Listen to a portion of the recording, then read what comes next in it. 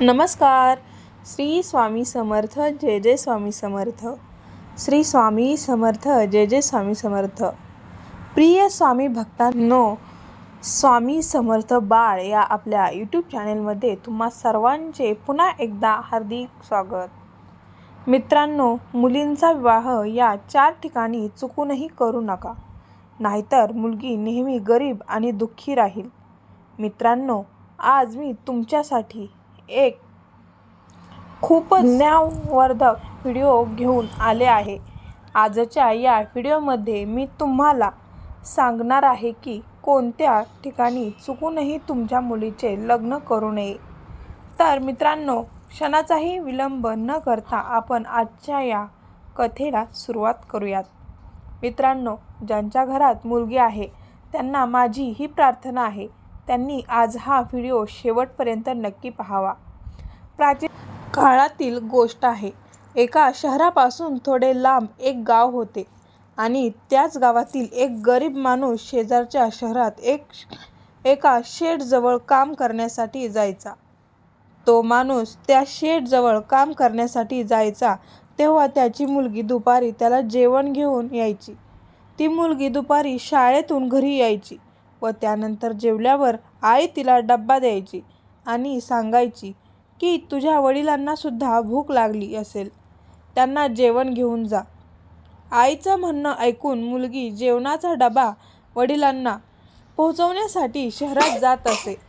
अशा प्रकारे दिवस हळूहळू पुढे सरकत होते. रोजचा दिनक्रम असाच असायचा. तो गरीब माणूस शेठकडे नोकरीसाठी जायचा.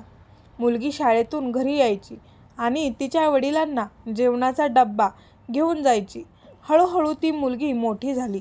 जेव्हा त्या मजुराची मुलगी गावातून शहरात तिच्या वडिलांना जेवण घेऊन यायची, तर ज्या शेठकडे तिचे वडील काम करायचे, तो शेठ त्या गरीब मजुराच्या मुलीकडे एकटक पाहत राहायचा.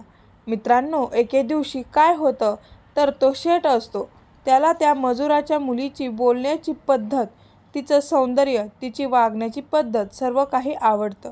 म्हणजेच त्या मजुराची मुलगी शेठला खूपच आवडते आणि त्यानंतर तो शेठ त्या मुलींच्या वडिलांजवळ म्हणजे त्या मजुराजवळ त्याच्या मुलीबद्दल बोलू लागतो. शेठ म्हणतो, तुझी मुलगी तर खूपच सुंदर आहे, खूपच संस्कारी आहे. तुझी मुलगी तिच्या आई वडिलांची खूपच सेवा करते. तेव्हा तो मजूर म्हणाला, हो शेठ, तुम्ही अगदी योग्य म्हणाला आहात. माझी मुलगी लाखात एक आहे. माझी मुलगी खूपच सुशील आहे, खूपच सुंदर आहे आणि ती खूपच समजूतदार सुद्धा आहे. मला माझ्या मुलीचा खूपच अभिमान आहे. अशी मुलगी माझ्या पोटी जन्माला आली त्यामुळे माझे जीवन धन्य झाले आहे. माझी मुलगी ज्या पण घरात लग्न करून जाईल त्या घरात सोनं बनवेल, त्या घराचं सोनं बनवेल, त्या घरात सुख समृद्धी नांदेल, पूर्ण घराचे नाव रोशन करेल. मजुराचे हे बोलणे ऐकून शेठच्या मनात लालच उत्पन्न झाले. तो विचार करू लागला, इतकी सुंदर, इतकी सुशील मुलगी मला कुठे मिळेल. तो विचार करू लागला की जर हिचं लग्न माझ्या मुलासोबत झालं तर खूपच चांगलं होईल. संध्याकाळी शेठने त्याचा हा विचार त्याच्या बायकोला सांगितला. शेठने त्याच्या पत्नीला सांगितलं, माझ्याजवळ जो मजूर काम करत आहे त्याची मुलगी खूपच सुंदर आहे, गुणवान आहे आणि चांगल्या संस्काराची सुद्धा आहे. माझी अशी इच्छा आहे की आपल्या मुलाचे लग्न तिच्यासोबत करावे. मित्रांनो, जेव्हा शेठच्या पत्नीने आणि मुलाने ही गोष्ट ऐकली तेव्हा ते शेठला खूपच वाईट साईट बोलू लागले. शेठची ही गोष्ट त्यांना बिलकुल आवडली नाही. शेठचा मुलगा म्हणतो, पिताश्री, मला असं वाटत आहे की तुम्ही खूपच म्हातारे झाले आहात. वयासोबतच तुमची बुद्धीसुद्धा भ्रष्ट झाली आहे. चांगलं आणि वाईट यामधील फरक तुम्हाला समजत नाही. नातं कुठे जुळवायचं हे तुम्हाला समजत नाही असंच वाटत आहे. कुठे ती गरीब नोकराची मुलगी आणि कुठे आपण. तुम्ही माझं लग्न तिच्यासोबत करण्याचा विचार कसा करू शकता. तुम्ही कसले वडील आहात. मुलाचं हे म्हणणे ऐकून शेठ म्हणाला, तू गप्प बस. इतकी सुंदर आणि संस्कारी मुलगी तुला कुठे मिळेल. तिच्यासारखी चरित्रवान मुलगी पूर्ण घराचे नाव रोशन करेल. घरात सुख, समृद्धी आणि शांती या गोष्टींची कधीच कमतरता भासणार नाही. अशा मुली घराचा स्वर्ग बनवतात. जर मी सूनबाई आणेल तर त्याच मुलीला, म्हणजे तुझं लग्न मी त्याच नोकराच्या मुलीसोबत करेल. शेठचे हे बोलणे ऐकून शेठची पत्नी आणि मुलगा दोघेही कुजबुजू लागले, आपापसात बोलू लागले आणि शेठला खूपच वाईट साईट बोलू लागले. परंतु प्रिय मित्रांनो, सेठ हा सेठ होता. त्यांनी कोणाचेही म्हणणे ऐकले नाही आणि दोघांचे लग्न लावण्याचा त्याने निर्णय घेतला. सेठने लग्नाची तारीखसुद्धा ठरवली. आता त्या गरीब मजुराला चिंता वाटू लागली. तो गरीब मजूर विचार करू लागला की मी तर खूपच गरीब आहे आणि ते एवढे शेठ आहेत. मी त्यांचा पाहुणचार कशा प्रकारे करू शकतो?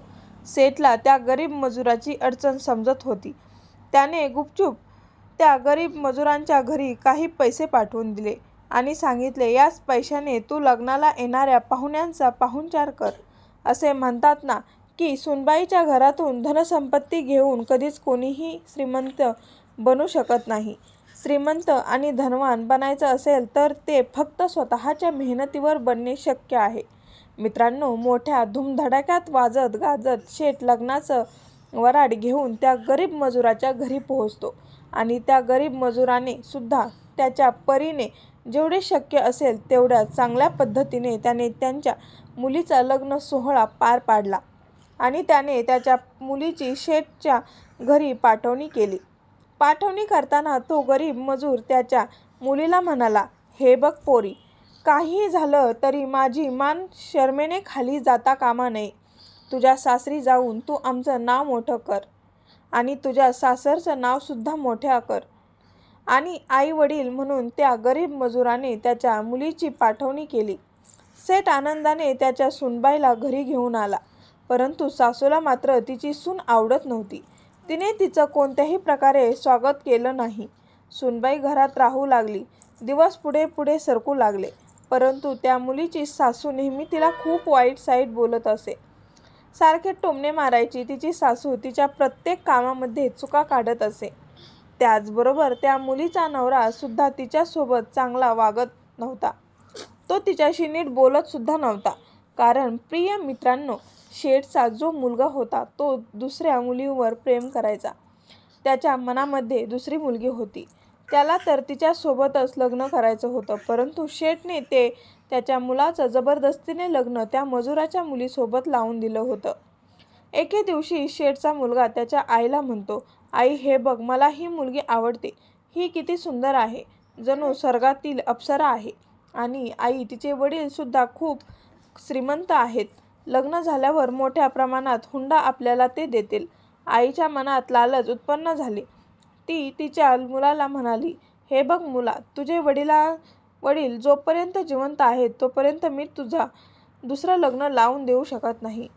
एके दिवशी काय होतं तर एके दिवशी शेठला हृदयविकाराचा झटका येतो आणि त्यामध्ये शेठचा मृत्यू होतो आणि त्यामुळे शेठच्या पत्नीचा आणि त्याच्या मुलाचा रस्ता पूर्णपणे मोकळा होतो. त्यांनी एक कारस्थान रचलं की आता वडील तर हे जग सोडून निघून गेले आहेत. त्यामुळे ते विचार करू लागले की या मजुराच्या मुलीचा सुद्धा काहीतरी इंतजाम करावा लागेल. तिला सुद्धा वडिलांच्या सोबतच या दुनियातून पाठवावी लागेल. आता एक कारस्थान त्या दोघांनी मिळून योग्य प्रकारे रचलं होतं. आता शेठची पत्नी तिच्या सूनबाईवर खूपच प्रेम करू लागली होती. तिच्यासोबत ती खूपच गोड गोड बोलू लागली होती. तिचं सासूबाई, जिला यापूर्वी तिच्या सूनबाईचा चेहरा पाहण्याची सुद्धा इच्छा नसायची, ती आता तिच्या सूनबाईवर खूपच प्रेम करू लागली होती. सासूसोबत त्या मुलीचा नवरा सुद्धा खूपच प्रेम करू लागला होता. तो खूपच काळजी घेऊ लागला होता. तिची तो खूपच इज्जत करायचा. तिला तो खूपच मान सन्मान द्यायचा. परंतु त्या गरीब मजुराच्या मुलीला या दोघांचाही कारस्थान समजले नाही. कारण ती तर खूपच भोळ्या स्वभावाची होती. तिला फक्त असेच वाटत होतं की वेळेसोबत माझ्या सासूला आणि नवऱ्याला माझी किंमत कळली आहे. मी त्यांना आता आवडायला लागले असेल. परंतु तिला हे समजले नाही की तिच्यासाठी एक मोठं कारस्थान रचलं गेलं आहे. असेच 10 दिवस गेले. त्यानंतर सासूबाई सुनबाईला म्हणाली, मुली मला सांग, तुला सर्वात जास्त कोणता पदार्थ आवडतो? तेव्हा सुनबाई म्हणाली, आई मला गाजराचा हलवा खूप आवडतो. तेव्हा सासूबाई म्हणाली, अरे वा, गाजराचा हलवा मी तर खूपच चांगल्या प्रकारे बनवते. आणि मित्रांनो, आज सासूबाईंनी सुनबाईसाठी गोड गोड गाजराचा हलवा तयार केला आणि त्या गाजराच्या हलव्यामध्ये तिने गुपचूप विष टाकले आणि सुनबाईला म्हणू लागली, सुनबाई, मी तुझ्यासाठी हा गाजराचा हलवा खूपच प्रेमाने बनवला आहे. तू हा गाजराचा हलवा पोट भरून खा. आता त्या भोळ्या सुनबाईने तिच्या सासूबाईंनी दिलेला गाजराचा हलवा खूपच प्रेमाने आपुलकीने पोट भरून खाल्ला आणि जाऊन ती झोपली. परंतु मित्रांनो, पुढच्या दिवशी त्या मजुराची मुलगी, त्या शेठची सुनबाई उठलीच नाही. त्यानंतर तिच्या वडिलांना म्हणजे त्या गरीब मजुराला निरोप सांगितला गेला की तुमच्या मुलीने विष खाऊन आत्महत्या केली आहे. आम्हाला फसवण्यासाठी तिने हे सर्व केले आहे. तुम्ही ताबडतोब घरी निघून या आणि तिला घेऊन जा. त्या गरीब मजुराला माहीत होतं की त्यांची मुलगी हे असं कधीच करू शकत नाही आणि करणारही नाही. करणे तर लांबच असल्या या गोष्टीचा विचारसुद्धा करू शकत नाही. परंतु एक गोष्ट नक्की आहे, सेठला माझी मुलगी खूप आवडायची. माझ्या मुलीला ते स्वतःची मुलगी मानत होते. परंतु त्यांच्या पत्नीला आणि मुलाला माझी मुलगी अजिबात आवडत नव्हती. नक्कीच त्या दोघांनी मिळूनच काहीतरी केलं असेल. आता शेठ या जगात नसल्यामुळे या दोघांनी मिळून काहीतरी केलं असेल. त्यानंतर मित्रांनो, तो गरीब मजूर त्यांची ही तक्रार घेऊन पोलीस स्टेशनला गेला. परंतु म्हणतात ना, पैशाच्या जीवावर सर्व काही शक्य आहे. पोलिसांनी सांगितलं की तुमच्या मुलीने स्वतःहून विष खाल्ले आहे. मग अशा परिस्थितीत कोणाच्या विरोधात तुम्ही तक्रार नोंदवणार आहात? आता तुम्ही इथून निघून जा. रडत रडत तो गरीब मजूर घरी परत येतो आणि रडतच त्याने त्याच्या मुलीचे अंतिम संस्कार केले. गरीब मजुराला त्याच्या मुलीची खूप आठवण येत होती. त्याची ती गुणवान संस्कारी मुलगी, जी त्याला रोजच्या रोज जेवणाचा डबा घेऊन यायची, ती मुलगी आता या जगात राहिली नव्हती. या गोष्टीवर त्याचा विश्वासच बसत नव्हता. काही दिवसानंतर सेठच्या मुलाने खूप सारा हुंडा घेऊन दुसरे लग्न केले. तर मित्रांनो, म्हणूनच या व्हिडिओमध्ये आम्ही तुम्हाला अशी 4 ठिकाणे सांगत आहोत, ज्या ठिकाणी तुमच्या मुलीचं लग्न चुकूनही करू नका. प्रत्येक वडिलांनी कन्यादान करण्यापूर्वी ही गोष्ट नेहमी लक्षात ठेवा. ज्या घरामध्ये त्यांच्या मुलीचे ते लग्न लावून देत आहेत, त्या घरामध्ये तिला मान सन्मान मिळेल, तिला प्रेम मिळेल, आपुलकीची वागणूक मिळेल. जो त्यांचा होणारा जावई आहे, त्यांचा स्वभाव नेहमी चांगला असावा. नेहमी पाहावे की तो मुलगा तुमच्या मुलीच्या लायक आहे की नाही, त्याला तुमची मुलगी आवडते आहे की नाही. तर मित्रांनो, असे हे कोणते 4 ठिकाण आहेत ते आपण पाहूया. नंबर 1, जर मुलीचे सासर खूप जास्त जवळ असेल तर अशा वेळी त्यांच्या नात्यांमध्ये कटुपणा येऊ शकतो आणि 2 परिवारामधील सन्मान कमी होऊ लागतो. त्यांच्यामध्ये भांडण्याचे वातावरण निर्माण होऊ शकतात. जी सुद्धावान जो आदर सन्मान 2 परिवारांमध्ये असायला हवा, तो टिकून राहत नाही. नंबर 2, मुलीचे लग्न अति दूरही करू नये. म्हणजे तुमच्या मुलीचं लग्न खूप जास्त लांबसुद्धा करू नका.